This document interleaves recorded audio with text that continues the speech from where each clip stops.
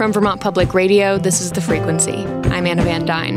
And I'm Henry App. It's Wednesday, September 8th. Here are today's headlines. 3 Vermont state troopers are under federal investigation following allegations that they were making fake COVID-19 vaccination cards. That's according to the Department of Public Safety. All 3 troopers have resigned.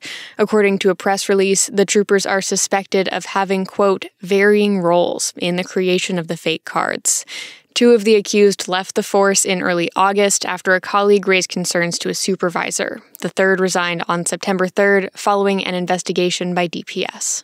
Calls for a statewide mask mandate in Vermont schools are growing louder. Public health experts and school administrators held a press conference yesterday to call on Governor Phil Scott to institute a mask requirement. Ann Sawson is a health researcher at Dartmouth College. Vermont has shown the U.S. that it takes a village to reopen schools during a pandemic.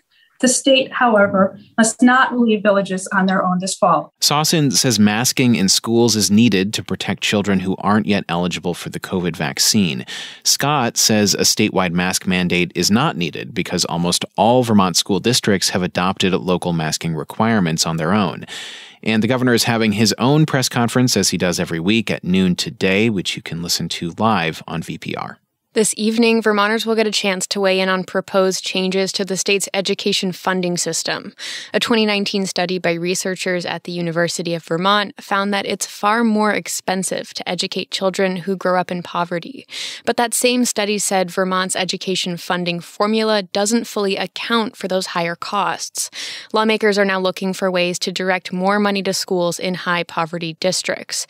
But they're split over whether to reconfigure the education funding formula or create a special grant program instead. Vermonters can weigh in on the debate at a virtual public hearing this evening at 5. And state health officials reported 114 new COVID-19 infections on Tuesday. 25 of those cases were in Chittenden County, which has seen more than 500 new infections over the last 2 weeks. 33 people are hospitalized with the virus, and 86.4% of eligible Vermonters are at least partially vaccinated. Coming up, consolidation in the compost world. That's after this. The Frequency is supported by Vermont Organic Farmers, educating Vermonters about organic farming and how it counters climate change. Learn how to buy Vermont Organic and find farms at nofavt.org. We have support from VSECU, a credit union for all Vermonters. With a vision to empower possibilities for greater financial, environmental, and social prosperity, VSECU enables members to make change simply by banking. Learn more at vsecu.com. All right, so Anna, I have a story to share that I've been doing some reporting on. All right, do tell. Okay, so I got word last week that Casella Waste Systems bought Grow Compost of Moortown, and I checked in with both of those companies and confirmed that news. And I know your eyes might be glazing over at the idea of a story about compost, but I think that this news raises some really interesting questions. All right, I'll take your word for it. Can you give me some background on the 2 players here, Grow and Casella? Yeah, so Grow Compost started back in 2008, and it was a small family-owned business. It was started by a husband and wife, Lisa Ransom and Scott Boffman. And they operated a small farm, but they had trouble finding good quality compost to grow their crops. So Ransom told me they decided to make their own. And soon they were inviting their neighbors to deposit food scraps on their land. And the company grew from there. Eventually they were selling bulk compost and mulch. And then they started hauling food scraps all around the state. And by the time they sold the business last week, Grow had 5 trucks and employed between 8 and 12 people, Ransom said. And they had over 500 accounts across Vermont, as well as parts of New Hampshire and New York. Casella, meanwhile, is based in Rutland, but it operates all over the Northeast. You've probably seen their trucks somewhere in the state. It's kind of a corporate giant by Vermont standards. It's a publicly traded company worth $3.8 billion, and it controls a lot of aspects of Vermont's waste system. It owns the only landfill in the state. It also handles tons of recycling. And besides Grow, it's the only other company that offers compost pickup to most parts of Vermont right now. Okay, so is this why Casella would want to buy Grow then, so that they would become the only statewide compost hauler? Yeah, essentially, yeah. So to answer that, we kind of have to go back to this universal recycling law that was passed back in 2012. And part of that banned food scraps from landfills starting last year. And with some exceptions, it requires trash haulers to offer compost pickup service to non-residential customers and larger rental units. Casella was kind of slow to adapt to this new law, and it actually tried to delay the implementation last spring, arguing that there were challenges stemming from the pandemic, and they said that the law should not go in place so quickly. They were not successful in that. Grow Compost, on the other hand, spent years preparing for this new law and investing in the infrastructure to collect organic waste from around the state. They were kind of an innovator in that field in terms of going around and picking up everyone's food scraps.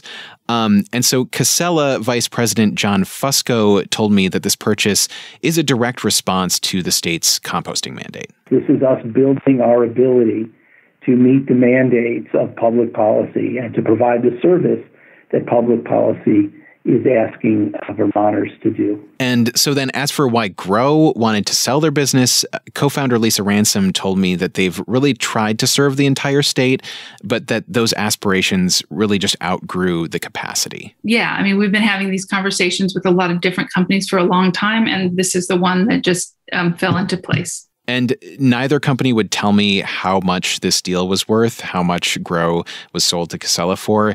But Fusco did say that Grow's employees will be offered jobs at Casella. Okay, so that's the companies, but what does this mean for consumers who are hoping that somebody's going to come pick up their food scraps? Right. Well, it means there's one fewer company to do that. I talked to Paul Burns about this. He's the director of the consumer and environmental advocacy organization Vermont Public Interest Research Group. And he thinks that this could be bad for consumers. Basically, it consolidates two big players in the new compost hauling industry into one. And that could lead to higher prices. Casella has been willing to operate with pretty sharp elbows with respect to competition. And if there's no competition, then there's nobody else that you can go to for a better deal. Now, Casella, to this criticism, they argue that the purchase will not stop competition, and they said the company encourages entrepreneurs to enter the waste hauling business. But Paul Burns with VPIRG says he's concerned more generally about Casella's recent growth, and that growth is really significant. They completed 5 acquisitions earlier this year, besides this one, and they say the total annual revenues of those companies they purchased is about $67 million. Wow. So where does this leave the owners of Grow Compost, the smallish business that now is owned by Casella? Yeah. Well, so I talked about that with Lisa Ransom, and it was pretty clear when we talked that it's been kind of an emotional time for her and her husband to end their time with this business that they grew from their farm. But she has a lot of other things going on. She's a vicar with the Episcopal Diocese. She's also the executive director of the Episcopal Church's Mission Farm, which is in Killington. And she said she hopes Grow Compost has left a lasting impact. We just feel like if we had any part in sort of moving the norm of how we all live on this earth for Vermonters at all, we feel like it's been a success. All right. Well, we'll have to wait and see how Casella carries forward that legacy in the coming months as it takes over this small business. Thank you, Henry. Thanks, Anna. And what's this wildlife sound I'm hearing? Okay, so we've received a few wildlife sounds recently from a listener, Ezra in Jericho, and we got another along with a really sweet note that I wanted to share. It says, "Here are some song sparrows I heard from my window the other morning. Also, I just want to say how much I enjoyed having more of a reason to pay attention to the soundscapes around me as a result of your show and this small but meaningful part of it."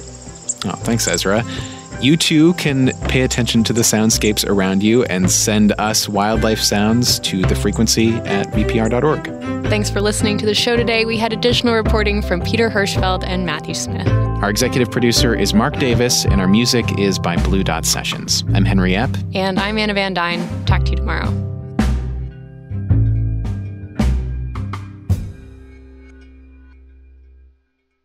I feel like I need to disclose that my family's been bringing compost for more than a decade. Really? You were one of the first? I mean, I grew up in Moortown. Yeah, right. I don't think you need to disclose it.